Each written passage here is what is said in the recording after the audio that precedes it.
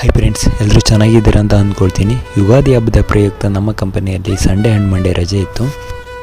So Saturday duty ಮುಗಿಸ್ಕೊಂಡು ಬೆಂಗಳೂರಿಂದ ಟ್ರೈನಲ್ಲಿ ನಮ್ಮ ಊರಿಗೆ ಹೋಗೋಣ ಅಂತೇಳ್ಬಿಟ್ಟು ನಾನು ಹೊರಟೆ. ಟ್ರೈನು ಎಕ್ಸ್ಪ್ರೆಸ್ ಆಗಿದ್ದರಿಂದ 2 hours 50 minutes ಕಡೂರು ರೀಚ್ ಆಯಿತು. ಕಡೂರಿಂದ ನಮ್ಮ ಊರಿಗೆ ನಾನು ಹೊರಟೆ. ಮನೆಗೆ ಬರೋ ಅಷ್ಟರಲ್ಲಿ 6:45 ಆಯಿತು. ಮನೆಯಲ್ಲಿ ಸ್ವಲ್ಪ ಕೆಲಸ ಇತ್ತು. ಕೆಲಸ ಎಲ್ಲ ಮುಗಿಸ್ಬಿಟ್ಟು ನಾನು ಮಲ್ಗೋಷ್ಟರಲ್ಲಿ ರಾತ್ರಿ ಆಯಿತು. ತೋಟದಲ್ಲಿ ಸ್ವಲ್ಪ ಕೆಲಸ ಇತ್ತು. ಬೆಳಗ್ಗೆ ಬೇಗ ಎದ್ಬಿಟ್ಟು ಟ್ರ್ಯಾಕ್ಟರ್ ತೊಗೊಂಡು ನಮ್ಮ ತೋಟದ ಕಡೆಗೆ ಹೊರಟೆ.